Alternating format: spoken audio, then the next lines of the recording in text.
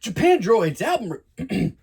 Japandroids Fate and Alcohol album review. Let's chat about it. Hey friends, what's going on? John here from What's Spinning here tonight to chat about this latest and final record from Vancouver-based indie and garage outfit Japandroids. They've been at it since the late 2000s, and they came into my life at a very, very pivotal time for me, just around the time I was graduating college. And in the early days, compilations like No Singles and Post Nothing, their debut album, meant so freaking much to me. Not only was this album sweaty and anthemic, but it was also nostalgic and had this great sense of youth to it. And that goes double for their follow-up, Celebration Rock. I mean, this album is freaking epic. The Nights of Wine and Roses, my God. Needless to say, those early days from Japandroids meant a lot to me. Now, the last time we heard from the duo was all the way back in 2017. I wasn't even on YouTube yet, with the Near to the Wild Heart of Life album, and I wasn't that much of a fan of it.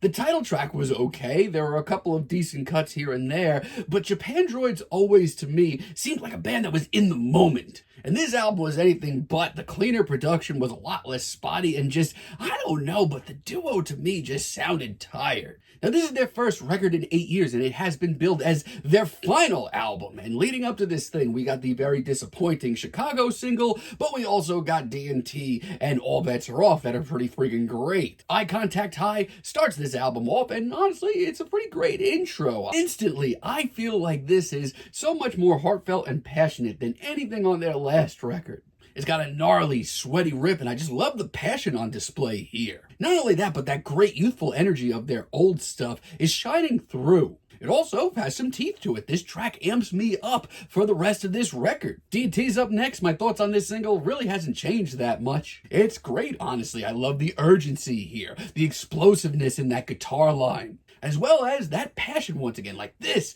came from the heart, and you can tell. That youthful energy is cranked up to 11, and for a few short minutes, it doesn't sound like this is their final album. It sounds like they're just getting going. Even lyrically, this track just is jam-packed with nostalgia. Also really like Upon Sober Reflection. This may be the most urgent and instantaneous cut here. This track sounds like it was recorded years ago and just bubbled up with all of this energy to be released, and here it is. It's breezy, it's carefree, it's got a ton of heart to it. And this is why some of the later moments on this record really disappoint me. The Japandroids formula still does wonders, and yet we have a lot of really weird choices on this record. Their final record. Like, we get Alice early on. I mean, honestly, this track starts out pretty well. I do really love that opening riff. But the rest of this track is kind of awkward. Like, why are we getting this bluesy-ass vocal performance? It just sounds awkward. And the rest of this track just kind of stagnates. I mean, this track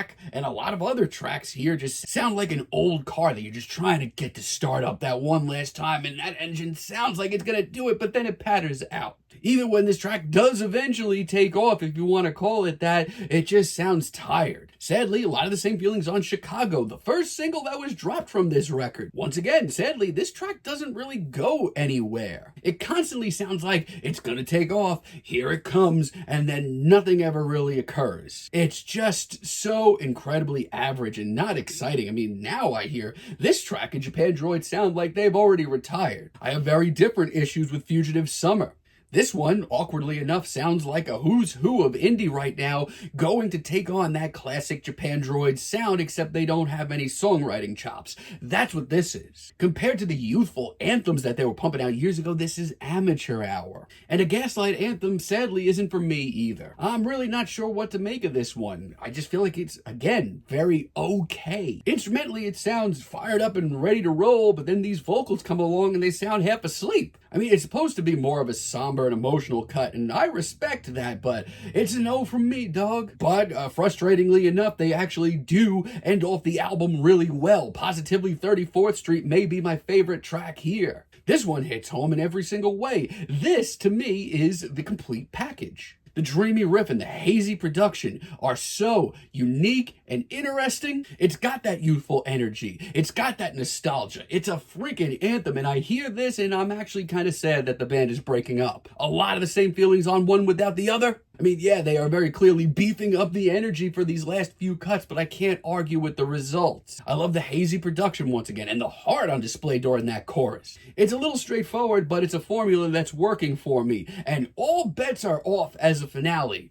Wow. I mean, I'm sorry, y'all, but this is just easily one of the best rock singles of the year. The hypnotic and hazy riff, the dreamlike production, the vocal performance, everything works here. Leading up to this album, this single is literally all I wanted. And even if this album isn't as consistent as I hoped I would be, this is easily going to be one of my favorite singles of the year. Hell, it makes me feel young again. This album is a little disappointing, not gonna lie. I mean, after all these years, this is their final album apparently, and it's pretty short, honestly. I mean, not like they were ever making truly long albums, but it's short on content too. I mean, there are a couple of tracks here that are just straight up awkward and just show the duo making really odd choices. The formula is here and it still works, and they still have that youthful energy. I just wish this was a little more consistent as their last dance. I'm feeling light 6 on this album, but let me know what you all think down below. If you liked the video, be sure to give us a like, give us a subscribe, and let me know down below what you would like for me to chat about in the future. And until next time, have a great day, friends.